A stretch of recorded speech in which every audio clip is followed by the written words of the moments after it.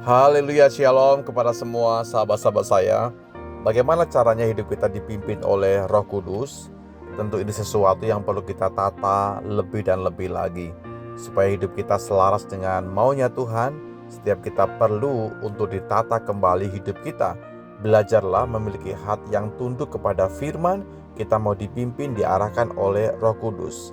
Artinya begini Bapak Ibu yang saya kasihi, hidup dan mengambil sebuah keputusan dengan sebuah tuntunan yang benar dari firman Tuhan dan tentu juga dari Roh Kudus Tuhan, sehingga apa yang kita ambil hari ini, apa yang kita putuskan hari ini, itu ada kebenarannya di dalamnya. Bukan kepikiran kita, bukan berdasarkan kemauan kita sebagai manusia, tapi biarlah kemauan Tuhan, tuntunan Tuhan, arahan Tuhan itu yang menjadi penuntun dalam hidup kita, sehingga setiap kita mempunyai sebuah hal yang nilainya adalah firman Tuhan. Lalu juga bagaimana dalam mengambil sebuah hal-hal ini kita perlu melibatkan Tuhan, sehingga pengaruhnya, efeknya akan mendatangkan keberkatan, mendatangkan sukacita dalam hidup kita. Kehendak Allah bukan semata-mata untuk kita pahami saja, tapi lakukan dengan sungguh-sungguh.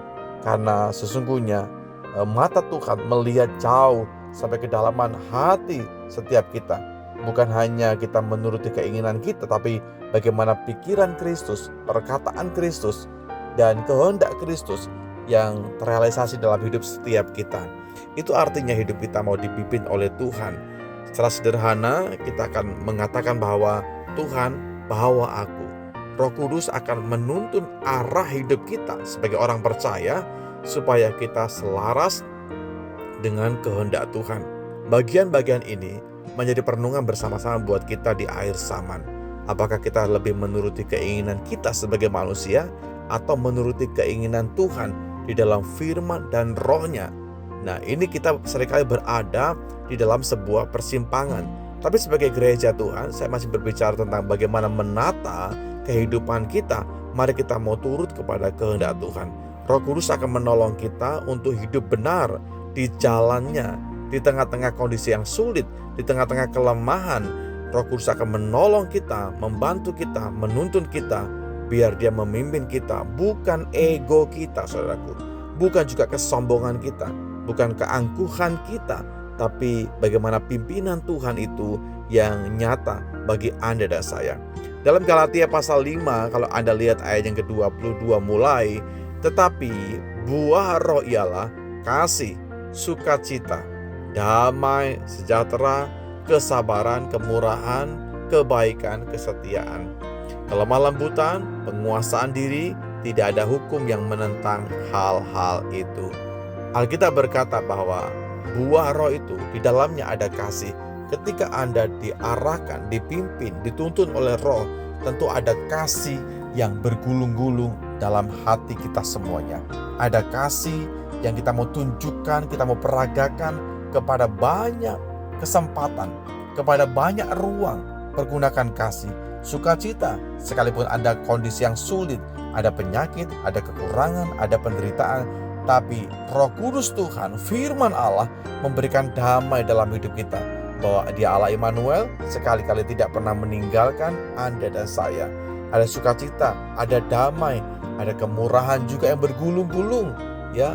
Bukan kesombongan, bukan juga hidup ego buat diri sendiri, bukan, tapi ada kemurahan, ada kebaikan, ada kesetiaan yang kuat di dalam Tuhan. Lalu ada kelemah lembutan yang menguasai bibir kita, ucapan kita, dan juga semua sikap tindakan kita. Ada penguasaan diri, terkontrol dalam hadirat Tuhan. Tidak ada hal-hal yang lain yang berkenan selain hal-hal demikian. Karena Tuhan mau supaya kita bukan menjadi penentang-penentang firman, tapi kita menjadi pelaku-pelaku firman. Sahabat-sahabat saya, mari saya mengajak kepada semua kita, hidup kita dipimpin oleh Roh Kudus. Kita mesti selaraskan hidup kita dalam kebenaran Tuhan, sehingga langkah hidup kita adalah langkah yang diarahkan, diatur oleh Tuhan.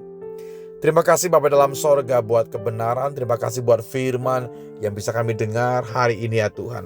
Setiap kali firman-Mu datang buat kami bersyukur Tuhan akan mengkontrol kami, membawa kami memberikan ruang kepada kami untuk memperagakan akan kebenaran firman.